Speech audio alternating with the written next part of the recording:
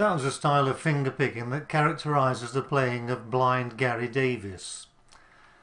Reverend Davis was probably one of the best ragtime blues pickers that ever lived. He learned from a guy called Willie Walker back in the 1920s. When we start to fingerpick the blues, one of our first choices is, do we use fingerpicks or not? Often I play with fingerpicks and very often I play without, and the reason is that I want to try and capture the authentic feel of the old blues guys. Some played with fingerpicks, some played without fingerpicks. So it stands to reason, it's logical to try and copy exactly what the old guys did to learn how they made that particular sound. Now, to play in the style of Gary Davis, I wear a plastic thumb pick, as you can see here, and a steel finger pick. Gary Davis and many of the celebrated old guitarists just used one finger. It moved around and it was very quick and nimble. And if he needed help, then he'd bring his thumb over to the treble strings. So the thumb was very, very mobile and very independent. When you buy a new steel fingerpick, it looks like this. It's rather straight and needs adapting. I bend the end over so that it follows the profile of my finger. Now the thumb pick is worn in this way, but Gary Davis wore his further down the thumb, which gives a lot of power. Now the Reverend played music in many different styles, in gospel, blues and in ragtime. He could truly play in any particular style that he wanted to. But of course, when he became a reverend, he stopped playing the devil's music and concentrated mostly on gospel singing. When Reverend Davis played in the key of C, it was often characterised by this solid, driving, alternating bass beat. It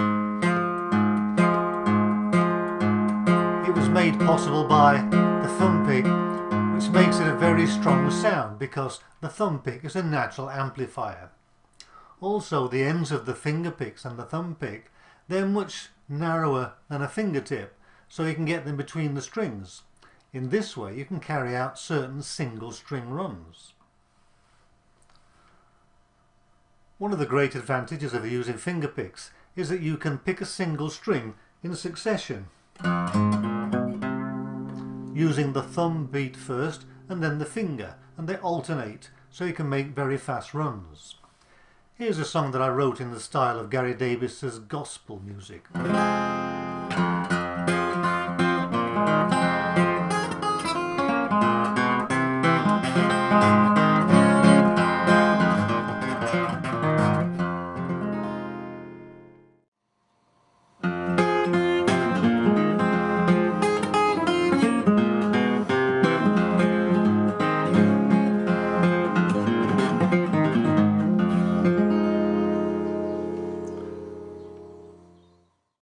As you can see, it has the swinging rhythmic sound, and we can play chords using the thumb pick to strum across the strings, or just using the thumb and the finger to alternate on one string to make some really nice creative runs. It helps to complement the music, make it sound more interesting, and it's a complement to the singing as well. Often the single string runs occur after the singing and in between the lines of the verses. I'll play part of a song called Cocaine Blues in the style of Reverend Gary Davis in the key of C, and I'll show the tablature below and the chord structure so you can play along if you wish. Reverend Davis can make a wonderful sound with very few chords, and for Cocaine Blues we're going to use 3 chords. First of all, it's in the key of C, and you'll notice that we're not going to hold down the A string. We leave this open so the little finger on the left hand is free to move around on the treble strings.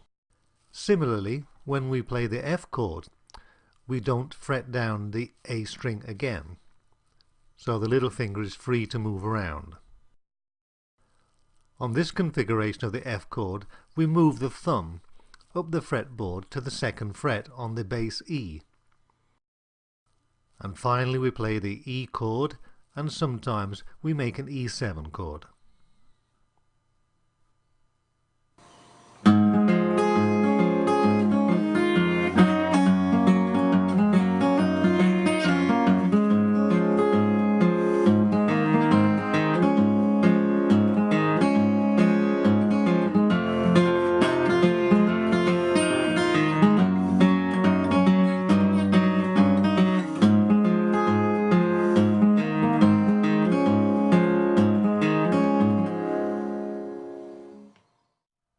Later on in this video series, we'll take a look at the styles of some great bluesmen such as Big Bill Broonzy, Robert Johnson, Floyd Council and Blind Blake. Don't forget to check out my classroom on TrueFire.